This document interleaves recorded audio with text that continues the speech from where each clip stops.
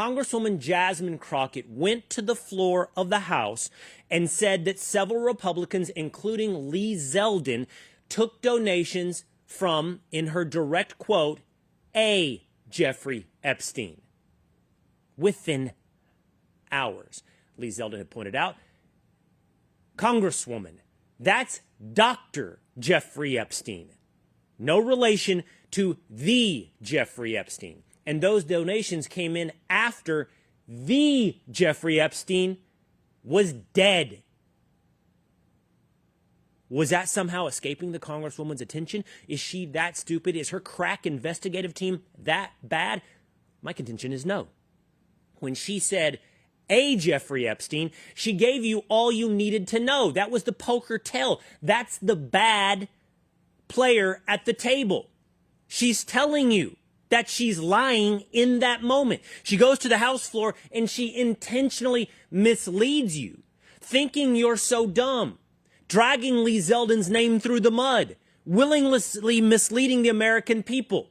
You don't fix that with darkness, you fix that with light. And the light needs to be shined brightly on Congresswoman Jasmine Crockett. Here she is on CNN.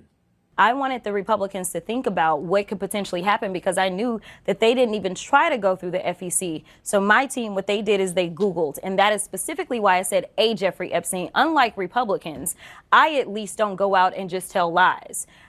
Because it was not the same one, that's fine. But when Lee Zeldin had something to say, all he had to say was it was a Jeffrey Epstein.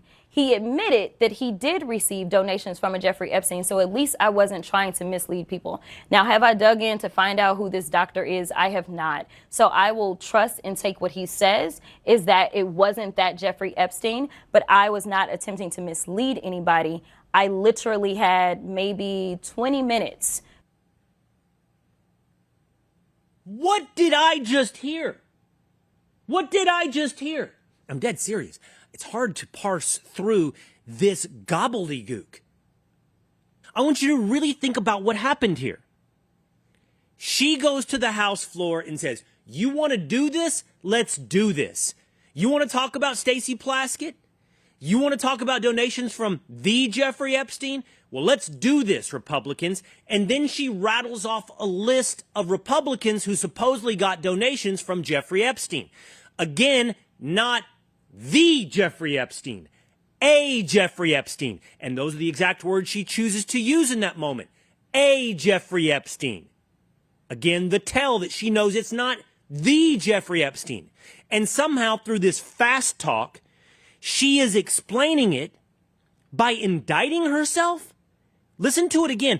I wasn't trying to mislead while I was misleading. I really want you to try because this is hard.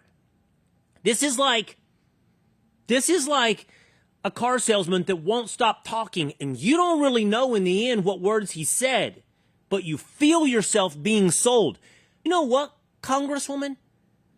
I'd put the over-under at several hundred people in this country go by the name Jeffrey Epstein. What kind of admission is it that he got a donation from a Jeffrey Epstein? And yet you twist that into support for your argument. Right on the heels of you saying he admitted he received donations from a Jeffrey Epstein, you say, so I clearly didn't mislead the public about receiving donations from Jeffrey Epstein. This is bad poker. This is, you don't belong at the table. This is everyone should be taking money from you. You are bad at this. But I know that where I live, I know the world that I live in, I know that there are people that think you're good at this. I know that. I know that because I hear it from people like Charlemagne the God. Jasmine Crockett is actually what the Democrats should be leaning into, because she is a phenomenal messenger. And some people just got it. Like, some people just have a different anointing on them.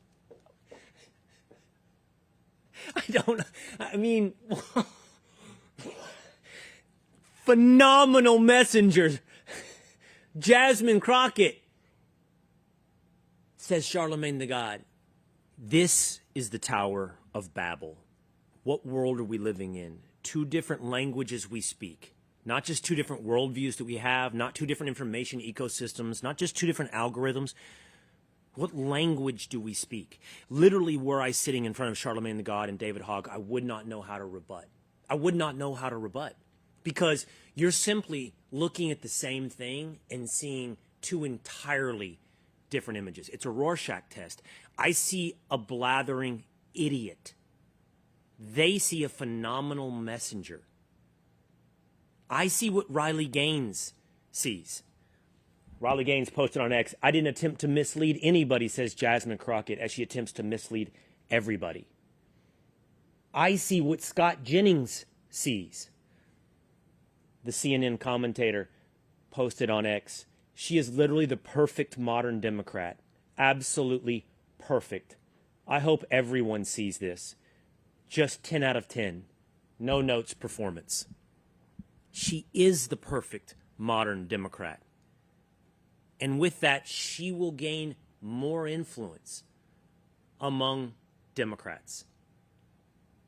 This all goes on the heels of another Democrat, Stacey Plaskett, who was literally texting with Jeffrey Epstein, a very much alive at the time, a very much indicted, a very much convicted offender of underage sexual assault, pedophilia, a charge which dates back to 2008, a conviction which dates back to 2008.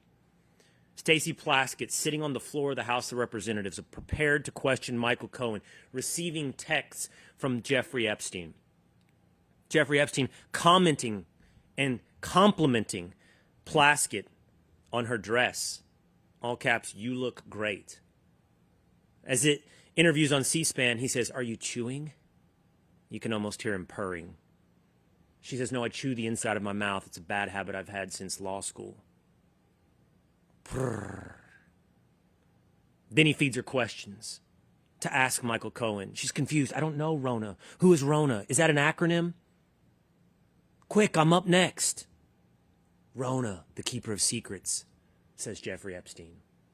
Still confused, Plaskett, not knowing the last name, asks Michael Cohen, tell me about Miss Rona. Michael Cohen says, oh yes, Rona, Trump's executive assistant, Rona Graff. And thus ends the play. The cross-examination underwritten with sexual tension between Jeffrey Epstein and Stacey Plaskett. But you see, Stacey Plaskett was actually just playing prosecutor. She was doing deep cover to get the truth out about Jeffrey Epstein. So says Jasmine Crockett. Take her off of her committee because he decided to text her. Stacey didn't initiate that chain. Jeffrey initiated that chain, and she took the information. Just like if somebody texts me. Yeah, but she was responding and saying, you know, what are you talking about? Quick, I'm up next. And then her questions were about Rona. But do you think that was inappropriate? I mean, would you text with someone who is a registered sex offender about what you should ask? I honestly know that he had never been convicted of any federal crimes at that time. But he had been in jail already. He had been got in a plea jail. deal. And my deal is this. The Republicans are constantly texting with a 34-count convicted felon. So if it's okay for